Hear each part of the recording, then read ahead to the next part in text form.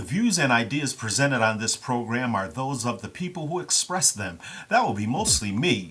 They do not in any way, shape, or form represent those of Sky Cable 13, Telemedia, and or its employees, okay? I'm about to rock. It's the KLH show, starring me, KLH. I'm telling you, you better hold on to something. Let's go! What's going on, Waterbury? It's me, your man KLH, back in your TV screen, here to save the world 30 minutes at a time. Yeah. Yes. I know that you have a lot of viewing choices out there. You made this choice, and I appreciate you for it. Tell somebody, word up. Yeah. All right, so I'm going to touch on a couple of things this week. Easter holiday was Sunday, and a lot of people take this holiday very, very seriously. And I intend to have a very heavy conversation about religion, hopefully next week if everything lines up. But I just wanted to touch on a couple of points because right now I'm a little tight over it. I am not a religious person. I do believe in God, but I do not believe in any religion whatsoever. And because of a couple of things that have happened over the last week, I've been a little bit sensitive about all the talk of religion and religious beliefs and whatnot. It's been all over Facebook. It's been on TV. It's been in the print media. It's been everywhere. And in my mind, it's pretty overwhelming. But more importantly, I think that the implication by religious people is that if you are not religious, if you are not a believer according to their beliefs, that you are not enlightened. I'm not saying it's all religious people, but I think that if you look into the teachings of all the major religions, it comes down to if you do not follow what we prescribe to be the course for moral people to follow, then you are not an enlightened person and you are condemned. Personally, I got a problem with that. A few days ago, about a week or so ago, someone who I care about very deeply said that she would pray for me that someday I'll become enlightened. It was very offensive to me. And I think it is at the height of moral arrogance to assume or to believe that you and you alone have all the answers. You, when I say you in your religion, I should say, believe that, let me rewind a little bit. I think it is at the height of arrogance to think that you and your religion alone has all the answers to this life that we have here on earth. It's just unbelievably arrogant to me. And it is this kind of moral arrogance that has led to the killings of millions of people starting back in ancient times with the Israelites and the Romans and all through the Crusades of the Middle Ages, right up until the terror attacks of our day. I believe that all of this has to do with this thought and feeling that my way is the only way, and that if you don't follow what I believe, you are wrong. I believe personally that no one person has all the answers. I believe that no group has all the answers.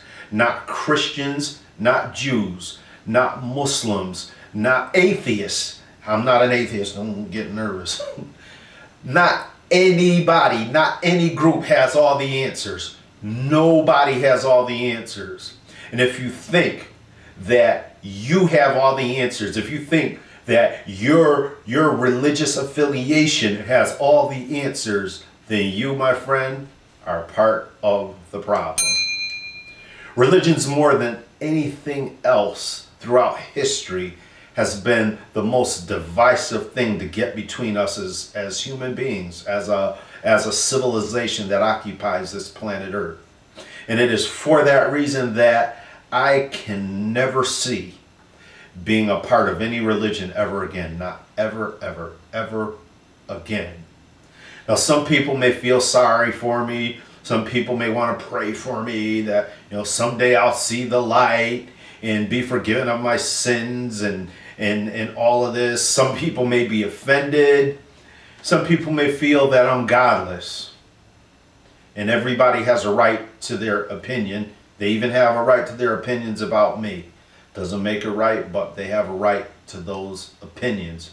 And as for me, my truth is that as I moved away from religion, I moved closer to God.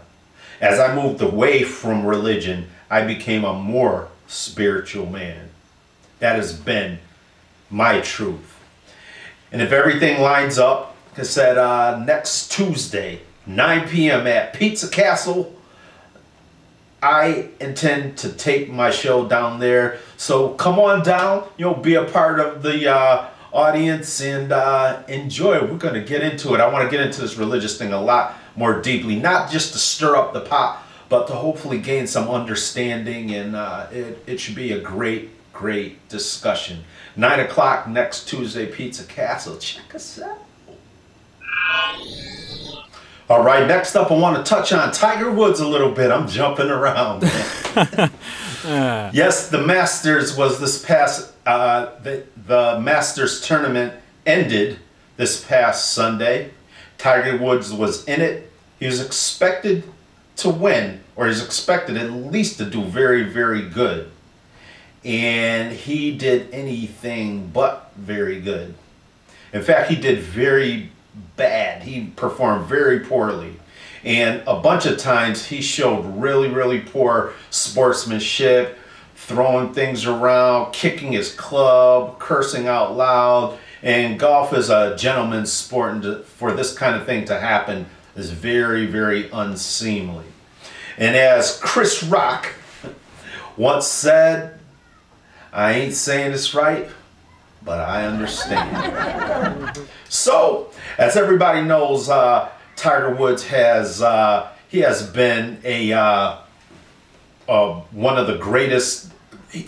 He has been the greatest. I'll get it together. He has been the greatest golfer of his generation, and even one of the greatest golfers ever to play the game. There's no denying that fact. Now, he's made a whole boatload of horrible decisions, women, and it has destroyed his marriage. It has gotten into his head, and it has dismantled his awesome golf game. But me, your man KLH, I can help Tiger Woods. Are you watching out there, Tiger? Yeah! Now, I don't play golf, but work with me here. I got a couple of tips. And maybe you folks out there can use it for some different things. Every time Tiger steps up to the ball, he is carrying the pressure of the world on him to be the man he used to be. That pressure is making him overthink every single thing he does on the golf course. Now, first up, Tiger has to accept that he is not the man he used to be. This may seem counterintuitive, but follow me. He is where he is right now. He cannot go back to the past. No one can go back into the past. That's a problem that so many people have, is they think in the past or they think in the future, and they forget the only time they can really impact, which is right here and now. And that's all he has. All he has is right now. Now, Tiger's challenge is to release himself from the pressure to be who he used to be. He must be fully present. We hear that in a lot of New Age type thinking, a lot of spiritual type teachings that are around and very popular today. You have to be very present. And it's very commonsensical if you think about it, because again, right here, right now is all we have. No one can live in the past, and you can't live in the future either. But you can affect your future if you focus on what you're doing right here and now. Now, I think that once he sheds the weight of being the greatest golfer of all time, or one of the greatest golfers of all time, it will free him to become his best self. And once he is his best self, my grammar is probably a little jacked up right in there. But once he's his best self, he can truly be present in the moment. He can truly focus on the now. He can truly bring to bear all his talents right here and now, and not think about what the crowd is thinking and what happened to Tiger and all this stuff. Shed all that. Focus on here and now. If he does that, if he becomes fully present, his competition is really going to have a problem. I'm just saying. Okay, so I'm calling my next segment Success with KLH. It's going to be like a coaching motivational type of thing. I've done it in the past, and I'll be doing it a lot more this season. And I'll be sharing with you things that I have learned and things that I am learning in as far as how to succeed in life, business, relationships, whatever. And I said at the start of the season that I am not an expert. I don't pretend to be. I'm not trying to fake like I'm something other than what I am. I truly believe that the suggestion that we should teach what we need to learn is really, really powerful, and I try to live by that. So when I share these things with you folks out there, it is not to say that I'm more enlightened, that I'm smarter, or I'm better in any way than anybody out there. It is more about turning you on to things that I have found to be really helpful in my life and interesting and useful. And I hope that you folks out there will get as much enjoyment and positivity and benefit from these things as I have. I am indeed a work in progress, and anybody who's watched the show for any period of time knows that. Anybody that knows me knows I'm a work in progress, and that I'm a little bit better now than I was back then, and I intend to keep that process going. I hope to always continue to be a work in progress. I think that is so true that once we stop growing, we begin dying. And so I intend to keep growing for as long as I am here on this rock. So with that, I hope that you folks will enjoy these things that I share with you. I hope you'll benefit from them. And you already know, like, I want to hear really honest commentary, feedback, and whatnot on these things. And I will use those things to make me even better.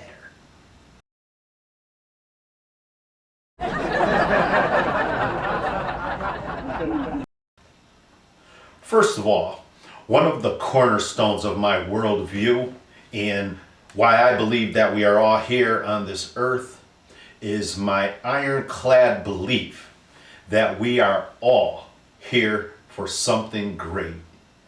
You are here for something great. I think that applies to everybody here on this earth. Now, that doesn't necessarily mean that everybody is going to be, a rock star, a rapper, a basketball player, or any of these things that a lot of people attribute greatness to. It could be any of a number of things. It could be an unlimited number of things. But I think that each and every single one of us is here for something great. And I think that if we attach and align ourselves with that success can be there for each and every one of us. The reason why so many people don't achieve success is because they don't connect with that thing that they can be great at. I don't think that every person can buy a real estate course and become a super millionaire buying and selling real estate. It's for a certain kind of person. That's why a lot of folks, me included, may buy a real estate course and try to follow it and just can't get it done because real estate ain't for me. Does it work? Yes. It's not for everybody though. Multi-level or network marketing. There's a gazillion companies that do it. It's a great way to make money, but everybody's not built for network marketing. And so you may buy the products, buy the startup kit, and do all these things and then come up short while somebody next to you might thrive in the exact same business because everybody's not built for network marketing. It could be any of a number of things. You may want to be a singer. You may want to be a lawyer. You may want to be anything and might find yourself struggling to be successful at it. The thing is that we have to find that thing that we personally are here for. And some people may find it very difficult to find that. But I think that, and I'll definitely be getting into this a lot more deeply as the season of my show goes on. But if you can quiet your mind and listen to what's in your soul, if you can really connect with the things that are important to you. We can so easily have a tendency to go off onto things that we think can make a lot of money and think that, well, yeah, that's what I'm here to do. But we have to think beyond money. Money can't be the first thing we think about. We have to get in connection with what really is important to us as a person. What talents or abilities do we have? And we can't think mainstream if you're not, again, I'll use the examples because it's what so many people go to. You can't think, well, I'm not an actor. I don't have any acting abilities and I can't sing or rap and I can't shoot a jump shot. So I'm not here for anything great. No. There's an infinite number of things that you can be here for. You have to be true to yourself. You have to get in touch with your inner self and think about what really you have to offer. Who really are you as a person? What would be most fulfilling to you as a person? And down that path is where you will find the thing that you were here to do. That is my absolute, positive, concrete belief that you are here for something great. And when you connect with that, the sky is the limit. In fact, you go beyond the sky. That's word up. So again, I will be definitely revisiting the topic of you are here for something great. It's something that I'm really connected to, something I'm going to be sharing a lot of really interesting things, thoughts and concepts and whatnot with you folks, and I hope you will all benefit from it. So even with connecting to that thing that you are here for and realizing that you are here for something great, success can still be, in fact, it usually is, very difficult. So I wanted to talk about one of the reasons that people have struggled to find, let me get a little comfortable, why people have struggled to find real success and find it so slippery and hard to grab onto. In order to be successful, you have to be willing to stand out in front on your own. You have to be willing to stand out in front on your own. It is our human nature to resist standing alone. We are social creatures. That means we need to socialize. We want to be part of a group. We want to be part of the pack. We want to be part of the clique. That is our nature as human beings. And so, generally speaking, people will resist standing out in front. Nobody wants to be the first one to take the arrows that you will get when you stand out in front on your own. It can be very embarrassing. It can be financially destructive to you. It can put you physically at risk.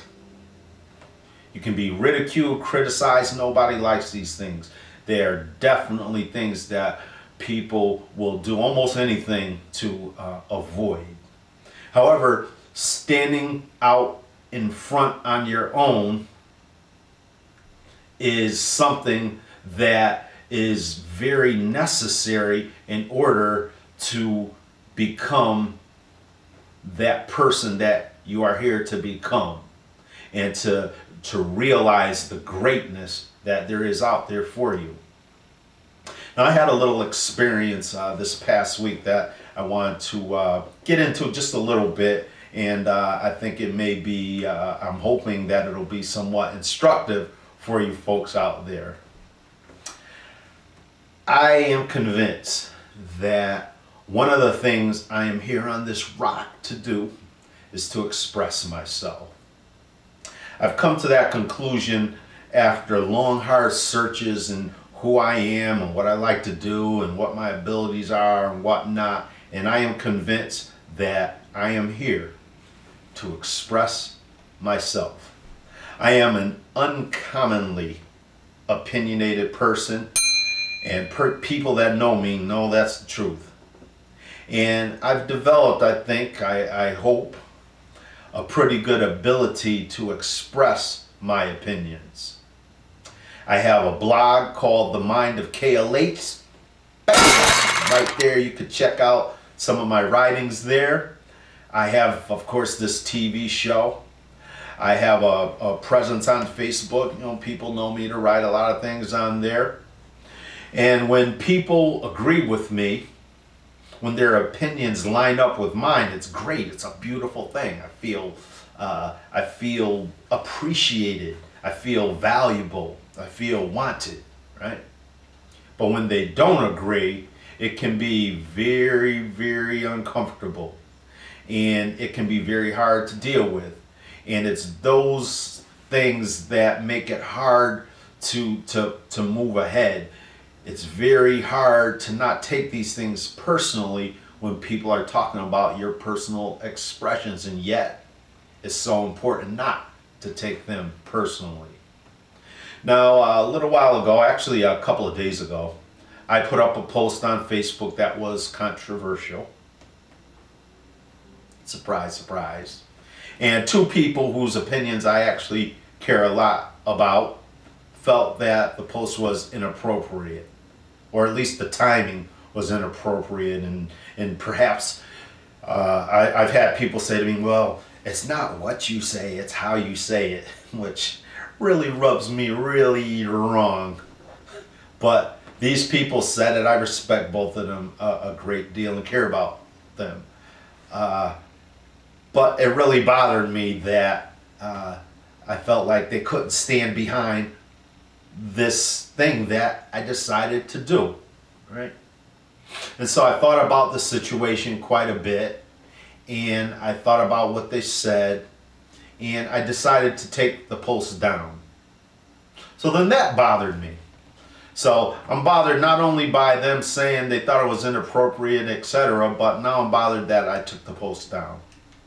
So when it became clear, what became clear to me was that I can never be the best writer or speaker or communicator I can be if I compromise what I have to say so that people will agree with me.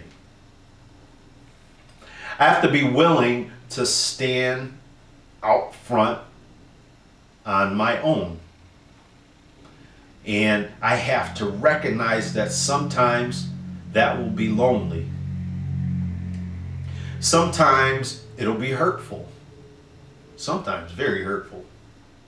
Sometimes people will think I'm crazy. Sometimes people think I'm being controversial just for its own sake. You just want to stir up the pot and get people riled up. If I am to be successful, I can't let any of that determine what I say or what I write. I would love to have everybody agree with me and say, yeah, KLH, you're right, and blah, blah, blah, and singing my praises and whatnot. But I know that will not be the case all the time. In fact, it won't be the case a lot of the times. But more importantly, I know that I can't wait for that. Success will never come to me if I'm waiting for people to agree with me and have the group of people come up around me and support exactly what I've decided my path is. I can't wait for that. I have to be willing to stand out front and speak my truth and speak it the best way I can. I have to always be willing to hear honest feedback, honest critiques, and not expecting people to always be in alignment with my viewpoint. Now, sometimes I may say something that is inartful, or I may have to apologize. I may have to revise what I say, but I cannot hold back wishing and hoping that everyone will be in agreement with me. If I do that, I'll never get anything done. I'll never speak. I'll never write.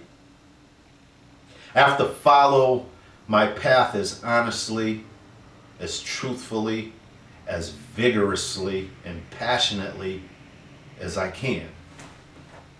Every time I write or speak truthfully and powerfully, I believe it puts me in alignment with my greatness. Now, you can do the same. You may not be a writer, you may not aspire to be on TV or anything like that, but you can apply the thoughts, here it is, you can apply the effort and energy of these thoughts to whatever it is that is important to you, to do it truthfully and passionately and powerfully, right? You have to be true to what you are here for. And you have to accept that everyone will not agree with you. There will be critics, there will be skeptics. Sometimes it'll be harsh. Sometimes you'll feel like you're all alone in this world. But if you're willing to boldly step out in front on your own and stand for what it is you believe in, what you honestly believe in, then I promise you greatness can be yours. So that's the show this week. I want to thank you all for tuning in, checking your man out. And you know what we do after every show. Get that drinky drink on, word up. Got a little Jack Daniels there. The big old jug, word up. We're down toward the end of that. Might be better off. I usually take the show a little bit early in the day, so I only do a partial shot. So we gotta keep the tradition alive. If you have any questions, concerns, comments, feedback, you want to be a guest on the show, whatever, hit me up, bam, KLHOUD1@comcast.net. If you have a comment that you want read on the air, hit me. You do not have to agree with me, and if it's respectful, thoughtful, I will read it on the air, right? So you know what it is. Also, don't forget, Pizza Castle next Tuesday, 9 o'clock. Taping the show there. I'd like to get some people in the audience. I'm going to have hopefully a couple of guests on the show. I'm working it out. We're expanding, man. We're making it bigger, baby. You know what it is. May I live to be 100 years. May you live to be 100 years in a day. Peace.